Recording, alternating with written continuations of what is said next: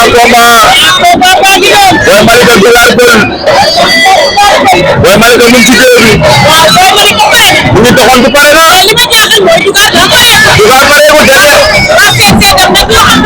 waaw dernier réglage bi la nekk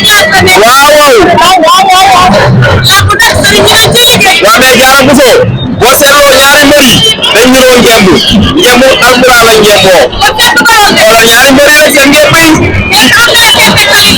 sorewul waaw ah kon jeex na kon yokk na li nga wax ndeysaan mais Dugar Peul nii mais Dugar boo seetloo gars yi dañ koy fàtte ci lamb waaw waaw loolu la dëgg naa mu ngi ci ay 20 quelques combats te ay defetam néew na moo tax mbëri bëri boo yi tey kenn du risque bëri Dugar champion la waaw Boy Malika waaw waaw maa ko wax moo tax woo ko ci mën a dégg tey nga gis combat bu neex Diarra Bousso man maa la wax li ba ci kanam ndeysaan ay waay Diarra daan nga ma wax de Diarra fan yii booy loxo du amee Traoré bi nga ni ma xam nga fi mu ne waaye doo ma si wax dara waa ci kanam dina ci xam dara ndeysaan mi ngi noonu Dugar Peul Boy Malika moo ñu woon ginnaaw ñu ngi jàkkaarloo Dugar Peul ndeysaan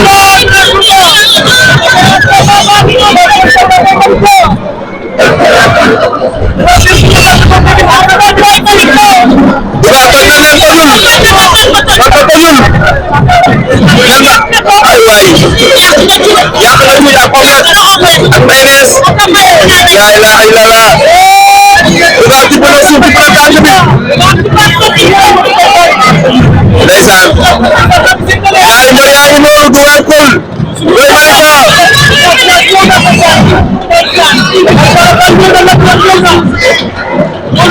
yaa ngi noonu Dugar Peul Boy Malika Dugar Peul Boy Malika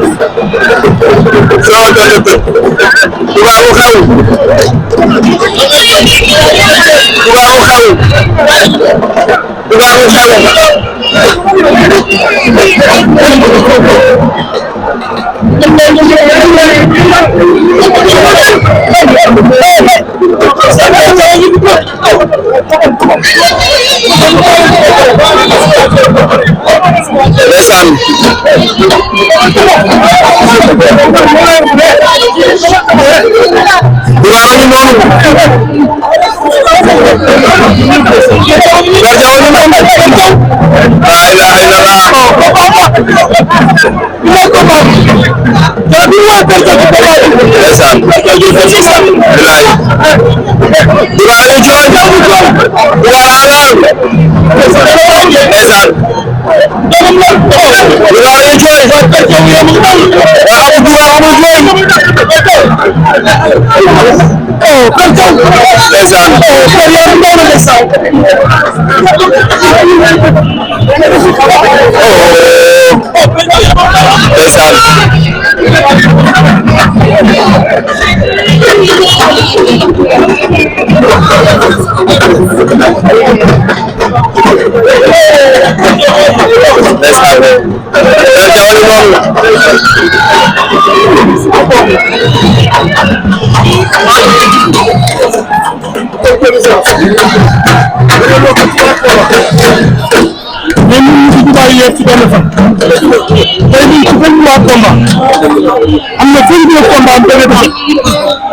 naka promoteur yi jàppale li ci Ousseyn def benn promoteur def ci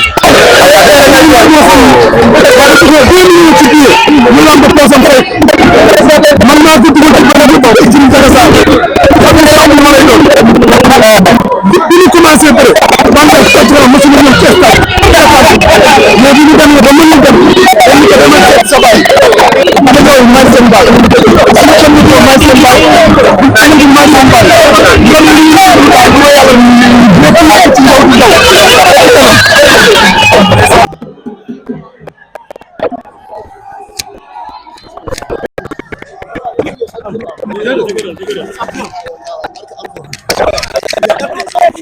trois combats nga nekk ci yoon ba léegi lu waral loolu. mais yàlla la rek. doon naa bëre yàlla di ma xëy. li ma war a wax ko. samay morom dañ ma jël. man amatuma lu may prouvé. dama sonn si làmb. billahi wallahi wa taala jàmm nañ ma ci làmb boo xam ne yàlla ma defal suñu waa heure bi dañu doon wax ici repose. coono yëpp ñu daj ko si làmb ñu seetaan ñu nag.